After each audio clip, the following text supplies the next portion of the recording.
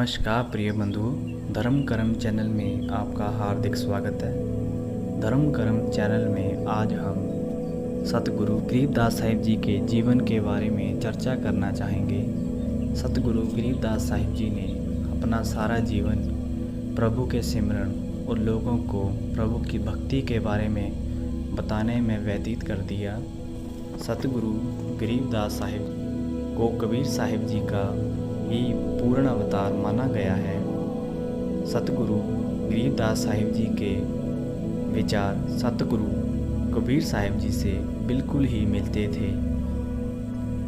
वह भी कबीर साहिब जी की तरह प्रेम भक्ति में यकीन करते थे और भ्रम और पाखंडों से दूर रहते थे।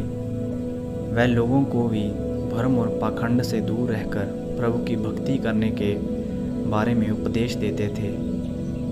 सतगुरु गरीबदास साहिब जी का जन्म हरियाणा के 1717 ईस्वी को हुआ था। वह बचपन से ही प्रभु की भक्ति में लीन रहते थे।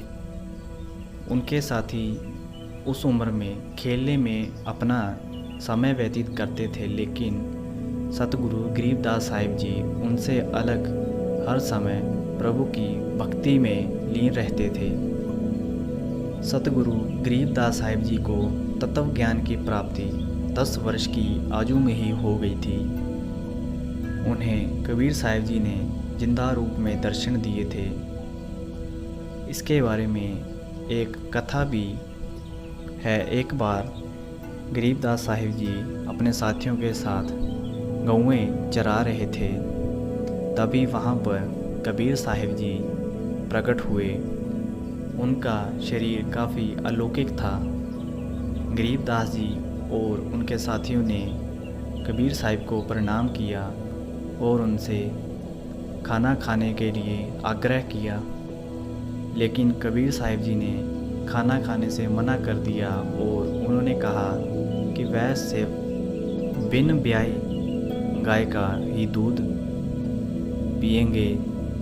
तो महाराज गरीबदास साहिब जी ने उनके सामने एक गाय की बछड़ी खड़ी कर दी और उनसे कहा कि ये बिन ब्याई गाय कैसे दूध देगी।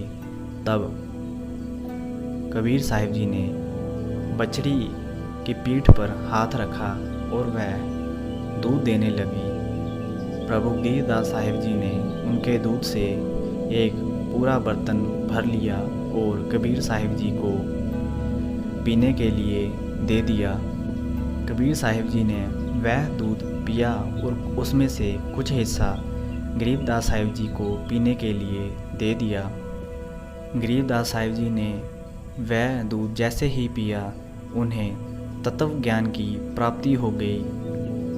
वह वहीं पर गिर पड़े और अपना शरीर छोड़कर सतपुरुष कबीर साहिब जी के साथ सत्यलोक चले गए। तब सतपुरुष कबीर साहिब जी ने महाराज गरीबदास जी को उनके सत्य और निज लोक के बारे में बताया। उन्होंने बताया कि वह यहाँ के वासी हैं और वह सत्यलोक पर पुण्य आत्माओं का उद्धार करने के लिए गए हुए हैं।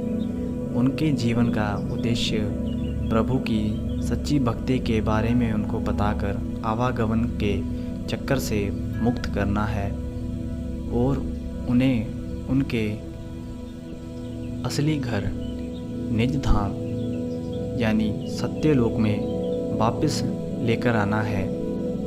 जब गरीबदास साहिब जी कबीर साहिब जी के साथ सत्यलोक में अपने दिव्य शरीर के साथ थे, तब उनका भौतिक शरीर मृत्युलोक में मूर्छित होकर पड़ा था। गरीबदास साहिब जी के साथियों ने सोचा कि गरीबदास साहिब जी यह शरीर छोड़ चुके हैं और उन्होंने गांव वालों को इसके बारे में भागकर बताया। जब गांव वालों ने उन्हें देखा तो उन्हें लगा कि गरीबदास साहिब जी ने अपना शरीर छोड़ दिया है और वह उन्हें शमशान घाट में ले गए।